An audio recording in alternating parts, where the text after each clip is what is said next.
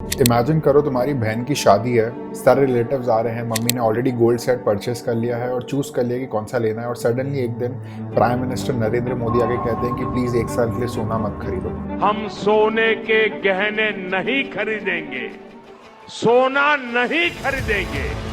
PM Modi ने सोना ना खरीदने की अपील लोगों से की है। कम से कम एक साल तक सोना ना खरीदें, ये पीएम मोदी ने कहा सोना ना खरीदकर विदेशी करेंसी को बचाना। पीएम नरेंद्र मोदी ने हैदराबाद की एक पब्लिक गैदरिंग में कुछ ऐसा कहा जो काफी सालों से किसी भी पीएम ने आज तक नहीं कहा। उन्होंने डायरेक्टली सिटीजन से अपील करी कि एक साल के लिए गोल्ड मत खरीदो, फॉरेन ट्रेवल्स मत करो और वर्क फ्रॉम होम करो, अपनी लाइफस्टाइल पूरी तरीके से चेंज करो। अब इसमें दो टाइप के रिएक्शन आ रहे हैं। तो जो पहला रिएक्शन था वो था कि वाओ, पीएम ने देश के लिए कितनी बड़ी बात करी, आत्मनिर्भर भारत। और जो दूसरा रिएक्शन था वो ये था कि पीएम को चाहिए था गवर्नमेंट अपना काम करे, इसमें हम अपना सेक्रीफाइस क्यों करें। आज इस वीडियो में हम देखेंगे कि सच क्या है, फैक्ट्स और डेटा के बेसिस पे, बिना किसी बायस के। तो चलिए शुरू करते हैं इस वीडियो को। पहले एग्जैक्टली ये समझते हैं कि पीएम मोदी ने क्या कहा, क्योंकि सोशल मीडिया पे तो ऑलमोस्ट सिर्फ गोल्ड वाला ही क्लिप वायरल हो रहा है, बट इसको हम और डिटेल में समझते हैं और देखते हैं कि पीएम मोदी ने एक्चुअली सिटीजन से क्या अपील की। पीएम मोदी ने 7 की अपील्स की हैं। जो पहली है वो है शादी और फंक्शंस में गोल्ड खरीदना एक साल के लिए बंद करो। जो दूसरी है वो है कि पेट्रोल और डीजल का यूज़ एकदम कम करो, कारपूल करो, इलेक्ट्रिक व्हीकल यूज़ करो। और जो तीसरा है वो है जहां पॉसिबल हो वर्क फ्रॉम होम करो। चौथा, एक साल के लिए अननेसेसरी फॉरेन ट्रैवल मत करो, देश में घूमो ताकि देश का पैसा देश में ही आए। पांचवा, एडिबल ऑयल यानी जो खाना पकाने का तेल रहता है उससे कम यूज़ करो। जो छठा पॉइंट है, उन्होंने ये कहा, फार्मर से अपील की कि जो केमिकल फर्टिलाइजर्स यूज़ करते हैं वो लोग वो 50% तक कम यूज़ करें। जो सातवां था वो ये था, मेड इन इंडिया प्रोडक्ट्स ही खरीदो। इससे क्या होगा कि लोकल जो बिजनेसेस हैं उनको सपोर्ट मिलेगा। अब यहाँ एक इंपॉर्टेंट वर्ड नोटिस करो जो पीएम मोदी ने यूज़ किया, वो था, उन्होंने कहा क्राइसिस का वक्त है। इंडिया के प्राइम मिनिस्टर ये डायरेक्टली बोल रहे हैं कि क्राइसिस का वक्त है। भला समझिए इस बात की गहराई को। ये सेंटेंस काफी सिग्निफिकेंट है बिकॉज इस टाइम पे जो गवर्नमेंट चीजें देख रही है वो शायद हमें नहीं दिख रहा हो। गवर्नमेंट इस टाइम कुछ ऐसी चीजें प्रेडिक्ट कर चुकी है जिससे उन्हें पता चल रहा है कि जो आने वाला वक्त है वो क्राइसिस का वक्त हो सकता है। तो सवाल ये है, क्या इंडिया सच में क्राइसिस में है? चलो समझते हैं इसको डेटा के बेसिस पे। इंडिया दुनिया का दूसरा सबसे बड़ा गोल्ड इंपोर्टर है चाइना के बाद, और ये फैक्ट और स्टैटिस्टिक्स के साथ भी मौजूद है। 2025-26 में इंडिया ने अप्रोक्सीमेटली $72 बिलियन का गोल्ड इंपोर्ट किया है। ये रफली 6.77 लाख करोड़ के आसपास होता है। इसका मतलब होता है प्रैक्टिकली जब हम गोल्ड खरीदते हैं, चाहे शादी के लिए हो या इन्वेस्टमेंट के लिए हो, तो उस गोल्ड का एक सबसे बड़ा हिस्सा बाहर से आता है, मेनली स्विट्जरलैंड से, जो टोटल इंपोर्ट्स का रफली 40% है। और उसके लिए इंडिया को फॉरेन एक्सचेंज स्पेंड करना पड़ता है, यानी डॉलर्स। जितने ज़्यादा डॉलर्स बाहर जाते हैं उतना इंडियन रुपीस कमज़ोर होता है। तो अब इसको एकदम सिंपल एग्जाम्पल से समझते हैं। सोचो इंडिया एक घर है, घर की मंथली इनकम 1 लाख रुपए है। अब इस घर के लोग बाहर से 30,000 का सोना ले आते हैं हर महीने, सिर्फ इसलिए क्योंकि उन्हें अच्छा लगता है। सेविंग्स भी नहीं हो रही है, इनकम भी ग्रो नहीं हो रही है, बस उन्हें अच्छा लगता है। तब क्या होगा?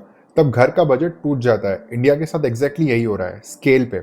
इंडिया का करंट अकाउंट डेफिसिट, यानी हम बाहर से जितना खरीदते हैं और अंदर से जितना बाहर भेजते हैं, उनका डिफरेंस गोल्ड की वजह से सिग्निफिकेंटली बढ़ता है। और क्राइसिस का एक्चुअल रीजन यहाँ से आता है। पीएम मोदी ने जो क्राइसिस वर्ड यूज किया है उसके पीछे सिर्फ गोल्ड नहीं है, इसके पीछे एक बहुत बड़ी पिक्चर है।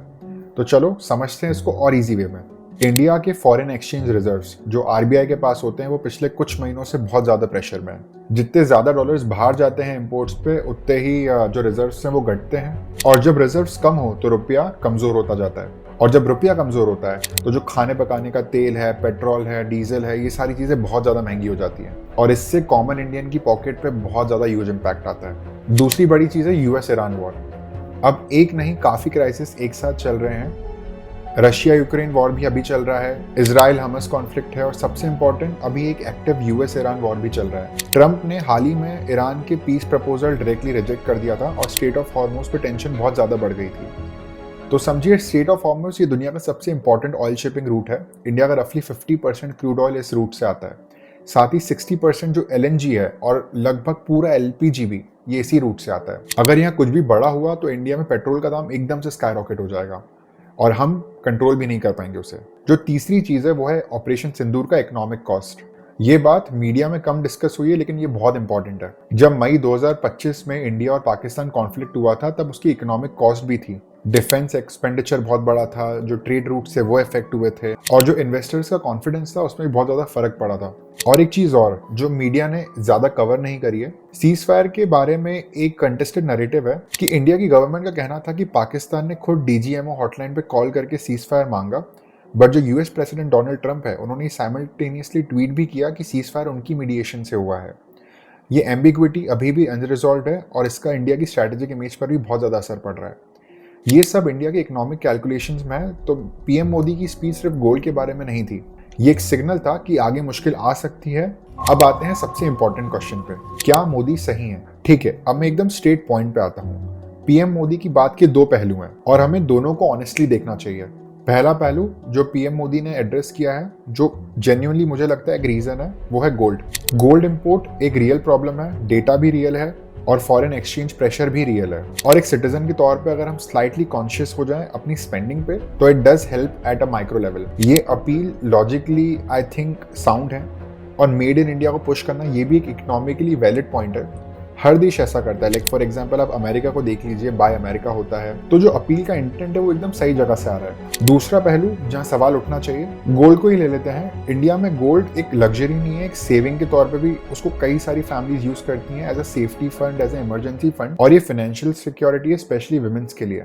मिडिल क्लास और लोअर मिडिल क्लास फैमिली में जहाँ पे बैंक पे ज्यादा ट्रस्ट नहीं किया जाता है, वहाँ गोल्ड को एक फाइनेंशियल सिक्योरिटी के तौर पे देखा जाता है, एक ट्रस्टवर्दी एसेट के प्रोस्पेक्टिव से देखा जाता है। एक और इम्पोर्टेंट बात, क्या गवर्नमेंट ने अपनी तरफ से कुछ जिम्मेदारी ली है?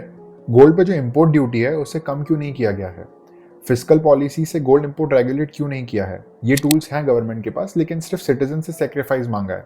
पीएम मोदी ने कहा है कि मेट्रो यूज करो, कार पूल करो, ठीक है, बट इंडिया की काफी सिटीज में मेट्रो है ही नहीं। पब्लिक ट्रांसपोर्ट अभी भी पैथेटिक है बहुत जगह पर। जब इंफ्रास्ट्रक्चर ही नहीं है तो अपील कितनी प्रैक्टिकल है ये तो वक्त बताएगा। तो समरी क्या है? पीएम मोदी का कंसर्न वैलिड है, पीएम मोदी की अपील पार्शियली वैलिड है, बट सिर्फ सिटीजन्स पे रिस्पॉन्सिबिलिटीज डालना without government taking any equal accountability, ये पूरा पिक्चर नहीं है। तो दोस्तों ये थी आज की स्टोरी। एक पीएम जो ओपनली बोल रहे हैं कि ये क्राइसिस का वक्त है, एक देश जो यूएस ईरान की वॉर की वजह से बहुत ज्यादा अनसर्टिनिटी में है, और एक अपील जो दिल से एकदम सही जगह से आई है, बट इसे इम्प्लीमेंट करना प्रैक्टिकली इतना सिंपल नहीं होने वाला है। अब मैं तुमसे एक पर्सनल सवाल पूछता हूँ, क्या तुम पीएम मोदी की इस अपील से सहमत हो? क्या तुम एक साल के लिए गोल्ड खरीदना बंद कर सकते हो? कमेंट में बताओ हाँ या ना। और अगर तुम चाहते हो कि मैं अगले वीडियो में इंडिया फॉरेन एक्सचेंज के क्राइसिस को और डीपली कवर करूं, तो इस वीडियो को लाइक करो, बिकॉज इसी लाइक से मुझे पता चलता है कि आप लोग ये कंटेंट चाहते हो कि नहीं। चैनल को सब्सक्राइब करो क्योंकि आने वाले कुछ महीने इंडिया के लिए बहुत इंपॉर्टेंट होने वाले हैं। वेस्ट एशिया वॉर, इंडिया पे असर, ऑपरेशन सिंदूर की एक साल बाद की रियल पिक्चर, स्टेट इलेक्शन के बाद पॉलिटिकल इक्वेशन, बहुत कुछ कवर करना बाकी है। तब तक के लिए अपना ध्यान रखो, स्वस्थ रहो, मस्त रहो। जय हिंद, जय भारत।